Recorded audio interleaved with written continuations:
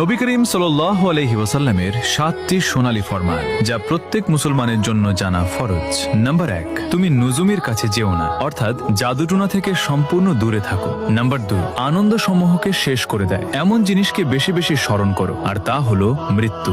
Number 3, এই দুনিয়ায় এমন ভাবে বসবাস করো যেন তুমি একজন আগন্তুক অথবা একজন মুসাফির। নাম্বার 4, কবরকে সিজদা করার স্থানে পরিণত করো না, অর্থাৎ আল্লাহ ছাড়া অন্য কারো সামনে মাথা নত বা সিজদা করো না। নাম্বার 5, যে ব্যক্তি নামাজের গুরুত্ব ছেড়ে দেয় আল্লাহ তাআলা তার প্রতি গুরুত্ব ও দয়া ছেড়ে দেন। নাম্বার 6, যে ব্যক্তি প্রত্যেক ফরজ নামাজের পর আয়াতুল কুরসি পাঠ করবে তার এবং জান্নাতের মাঝে শুধু মৃত্যুটুকুই দূরত্ব হিসেবে বাকি থাকবে। নাম্বার 7, নবী করিম সাল্লাল্লাহু আলাইহি ওয়াসাল্লামের ইরশাদ, যে ব্যক্তি আমার হাদিস শুনলো এবং যেভাবে শুনলো ঠিক সেভাবেই অন্যের কাছে পৌঁছে দিল, কিয়ামতের দিন তার উপর আমার সুপারিশ ওয়াজিব হয়ে যাবে।